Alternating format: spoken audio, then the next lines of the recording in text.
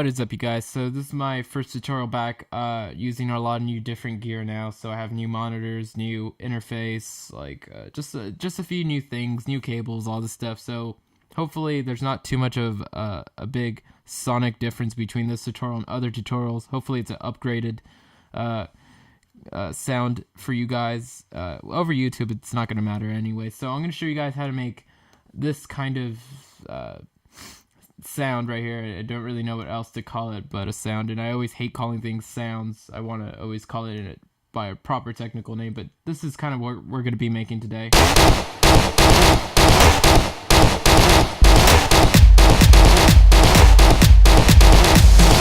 So I have no idea what to call it.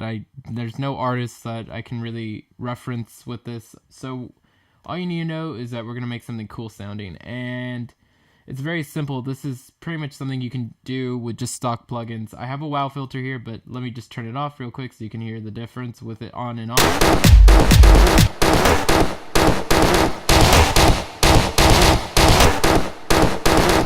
So you can see that the wow filter is only there to make, it's just kind of there to drive it a little bit more, that's all.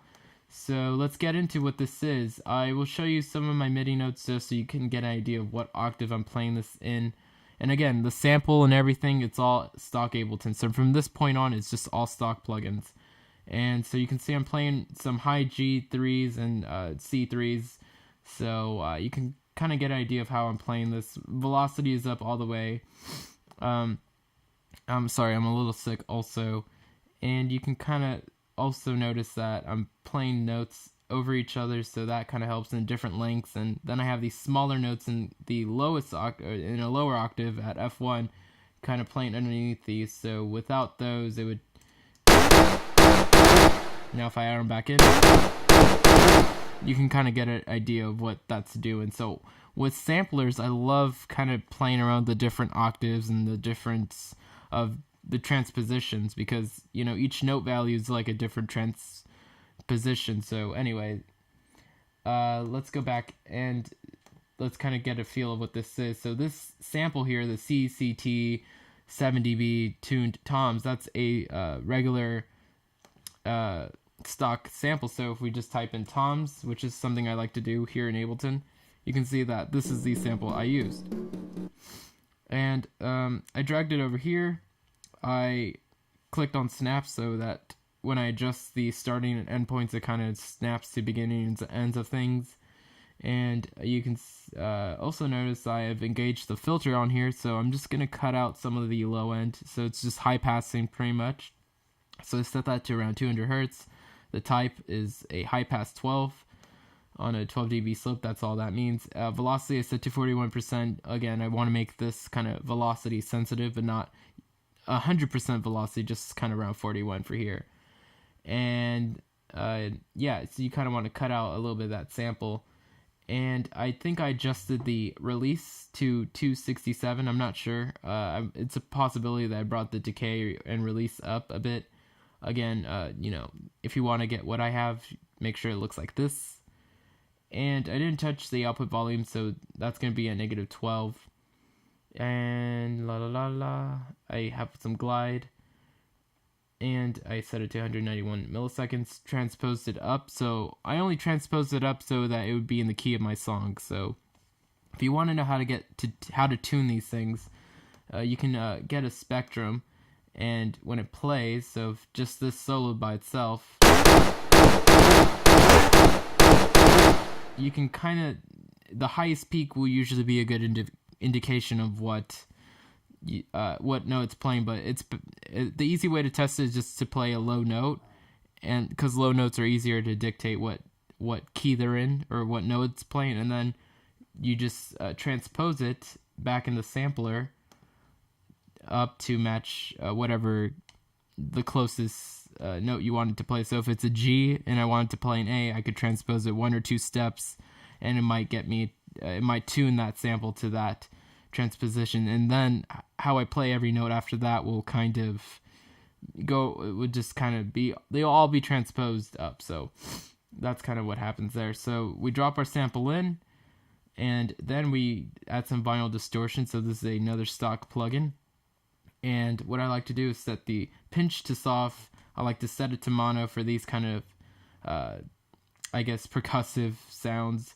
I drove it up, so I add a little bit of drive, or kind of reduce it, I suppose, since it's always at 100%. So I put this at 0.63. I turned off the tracing model. I brought these two down because that just adds like crackle and that kind of noise. And so let's see. I'll just zoom in on this a bit so I don't have to really explain much, but all I was doing was I was using my ears to kind of figure out the sound, and I wasn't really looking at what this was doing. I was just kind of sweeping, kind of like this, just trying to get a nice spot. So, do this to your own taste, but this is kind of where mine is. And then I added some a utility so I could play around with the width and kind of automate the width. So I have a little clip over here that makes it really easy to tell what's going on. So if we just listen to this over here, you can see that in some of these sections it's going to be playing a completely mono version of the signal, and then in other sections it's going to be playing a much wider. So it goes from mono to 142% width. So let's play this.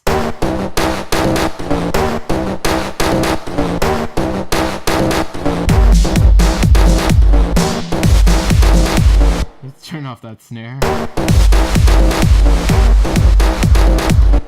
Yeah, again, none of that over there is this is just the stuff that's gonna get thrown out of the track. I like to add a little bit of space to write freely and not box myself into an arrangement. Anyway, so you can, if you want to do those kind of stereo effects with the utility, go ahead. It's awesome. Command B is the pencil tool, so you just press Command B, and then you get the pencil tool, and you can just draw. I recommend being in a smaller grid, so if you press Command and 2, you can increase the grid size however you want, but it also has to be fitting to your zoom type. So if you're zoomed out all the way, you can't go as small of a grid. And also, Command 1 makes the grid smaller, I believe. Yes, smaller, and Command 2 makes the grid bigger. And Command 3 will set it to triplets, so that's just bonus stuff right there. And then I dropped, after that, a little bit of reverb, and the multiband dynamics you don't really need. It's just there to increase the inputs a little bit, just kind of to make it a little louder.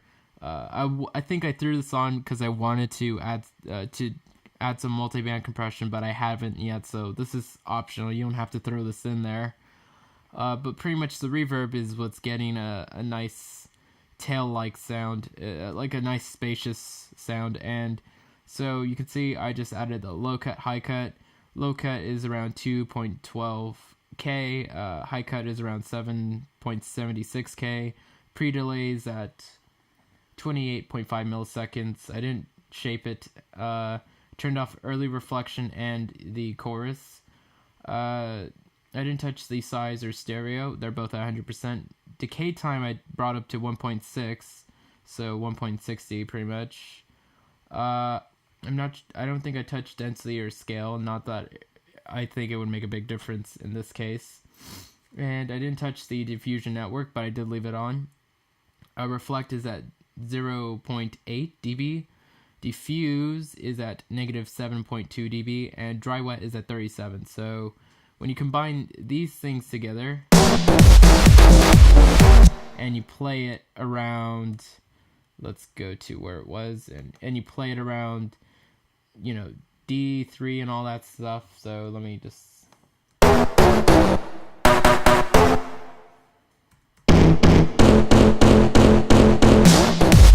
So very easy, to make, and this is everything I just showed you is a really easy way to make unique sounds.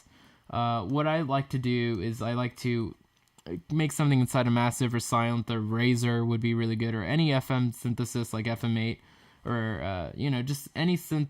I'll make something really cool, then I'll bounce it to audio or just record it onto an audio track, and then I'll bring that sound into a sampler and I'll kind of make it my own thing.